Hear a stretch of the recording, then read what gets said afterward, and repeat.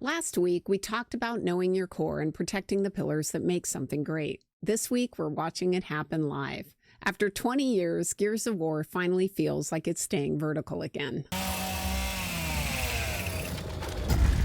Nice. The fan reaction to E-Day has been awesome. And for me, it hits really different. Because I was there when we first shipped the original, and now it feels like the franchise is coming full circle.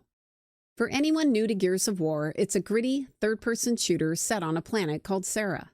You play as heavily armored soldiers fighting an underground enemy called the Locust.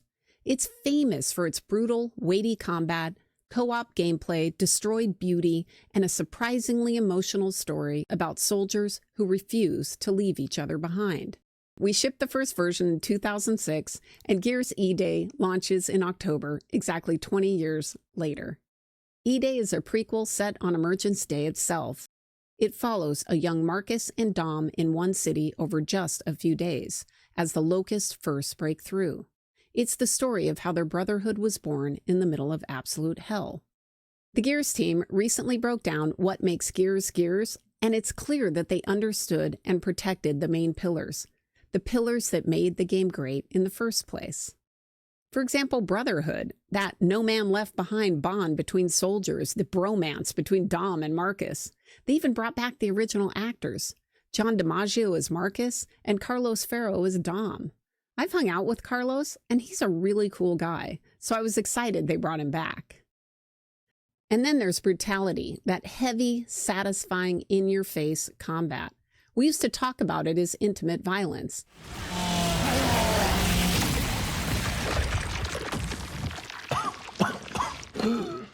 And they're even showing how the Chainsaw Lancer was created. That's going to be so cool to finally see on screen. Then there's the Pillar of Destroyed Beauty. This beautiful world torn apart by war, and you're using it to survive. You're using it as cover. Which for me, that always created this feeling of loss. Untouched by nearly 80 years of war. Destroyed in 2 nights. And of course, there's the horror, the terrifying feeling of being overwhelmed by an unknown enemy. These are the core touchstones that created the feeling that fans have loved. Now let's talk about a contrast that really stood out to me. The announcement of the next God of War. The reactions to these two games couldn't be more different. For those of you that don't know, the original God of War games, the one that David Jaffe worked on, were all about rage and revenge. Then in 2018, God of War Ragnarok shifted the series into Norse mythology and made the father-son relationship the emotional heart of the story. That messy, raw bond is what made those games so special for a lot of people. So the reaction to the new one was completely different, because it didn't support those same pillars. Instead of continuing that father-son emotional core, we're following a middle-aged woman whose main companion is a talking cosmic cube. Even the original God of War creator David Jaffe watched the reveal and said it looked uninspired and dull. It was terrible. It was conceptually, in my opinion, ill-advised. A cube with a sword.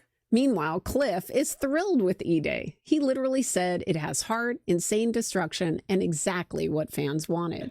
Well, it's first off, give the people what they want. And, you know, that sense of brothers to the end. And, you know, there's so much with that trailer. Like, I got goosebumps watching it. Look, both games largely appeal to men in their 20s and 30s. The themes of brotherhood in Gears and the father-son relationship in God of War, they resonate with that audience.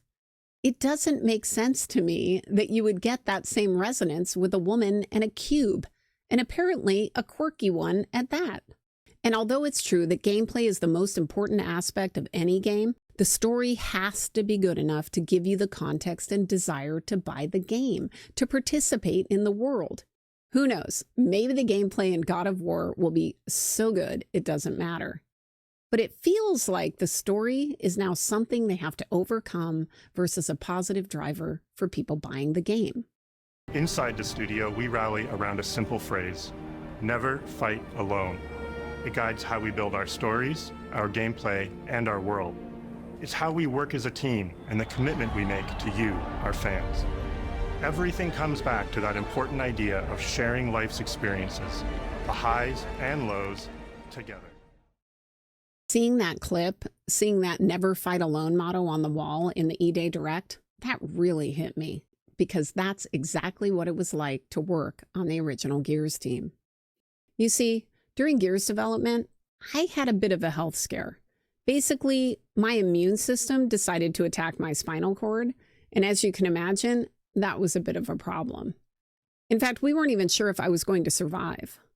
Also, if I stood up for more than a few minutes, all of the fluid that cushions my brain would drain out of my head, and that was really uncomfortable. So for a while there, I could only be vertical for a few minutes at a time. So I was mostly laying down and working from home. It was a scary situation, and one of the ways that my husband and I coped was by joking about it. We had a joke that all I needed to do was focus on staying vertical. Well, when I told Rod about it, the whole team jumped in. Whenever I would see Rod and Cliff, they'd ask me, "You staying vertical?" It was kind of their way of checking in, of showing me that they had my back. And that little joke meant more to me than they probably ever realized, because it made me feel supported and loved by the team, even when things were really scary. Eventually, the writer on Gears, Eric Nyland, he heard us talking about it and thought it was perfect. So he put the lines straight into the game. And now, 20 years later, it feels like the Gears franchise itself is staying vertical. E-Day is bringing back that same spirit. It really feels like we've come full circle.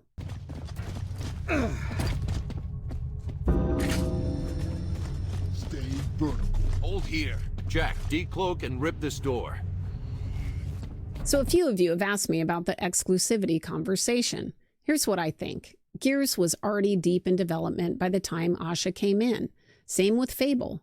Those games were what they were. She wasn't involved for most of the development, so I don't think it's fair to give her full credit or blame for either title.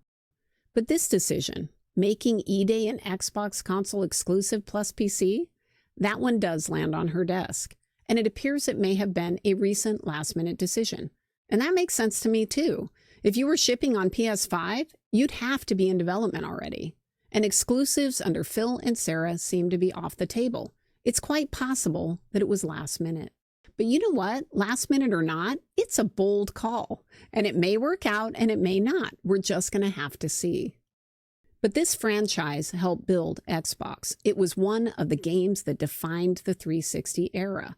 We killed ourselves getting it there. It was the fastest selling Xbox 360 game. It sold like 1 million units in the first couple of weeks, and that really propelled the 360 in a big way. So if Xbox wants to go back to having strong exclusives, E-Day is the perfect choice. I know fans want them to draw bright lines and rules around what they're doing here, but the fact is they don't have all the answers yet. That's why they're treating things on a case-by-case basis. I know you want to collapse the wave on this, but you've got to give the new leaders a chance to figure it out. I'd prefer that over them flip-flopping on their plans. You shared the numbers. We're not in a healthy spot. And so, next 100 days is going to be about resetting the business. By the way, a lot of you have probably seen the memo Asha Sharma just sent out. It's pretty blunt. Tight margins, high costs, needing a reset, and unfortunately, layoffs are apparently on the way. There's no question the business side of Xbox has real issues, and it shouldn't be a surprise to anyone. That's exactly why they brought in new leadership. But that's the business reality they're facing. What we're seeing creatively with E-Day feels like the right move. They're leaning into a game that's actually getting it right while they figure out the rest. So what now, Marcus? We save everyone we can. Some people say that Xbox is dead or that Western game companies don't get it anymore. And sometimes I think they're right.